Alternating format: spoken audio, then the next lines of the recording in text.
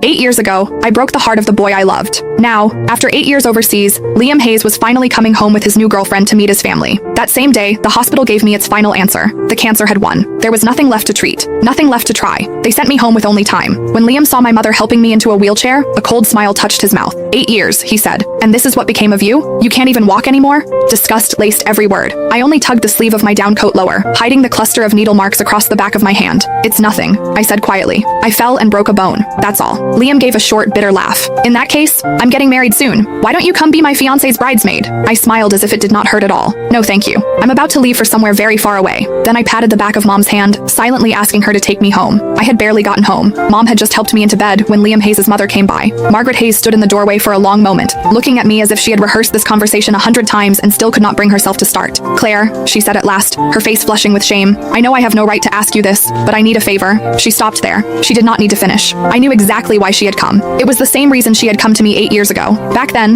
the moment Margaret found out I had cancer, she rushed into my hospital room in almost the same state she was in now. I had not even had time to process the diagnosis. I was terrified, crying so hard I could barely breathe when she dropped to her knees in front of me. Claire, I'm begging you. Please don't drag Liam down with you. He's just been accepted into a program overseas. If he finds out you have cancer, he'll never agree to leave. You and Liam have known each other your whole lives. You've loved each other for so many years. So please, for my sake, let him go. Break up with him. I've arranged everything. I found a boy to help. All you have to do is pretend to kiss him downstairs. Let Liam see it. Make him believe you betrayed him. Then break up with him. That's all. Because of those words, the first thing I did after being diagnosed was not schedule more tests or begin treatment. Instead, I put on the coldest face I could manage, pretended to cheat, forced Liam to hate me, and drove him out of the country without mercy. Sure enough, a second later, Margaret looked at me with guilt in her eyes. Claire, please don't blame me. I had no choice. Liam's girlfriend now was his classmate overseas throughout graduate school and his doctoral program. They're perfect for each other. I really don't want to ruin such a good marriage. You know Liam, he adored you when you were kids. If he finds out the truth about what happened back then, I'm afraid, her voice shook. I'm afraid he'll throw everything away again. So could you stay away from him for a while?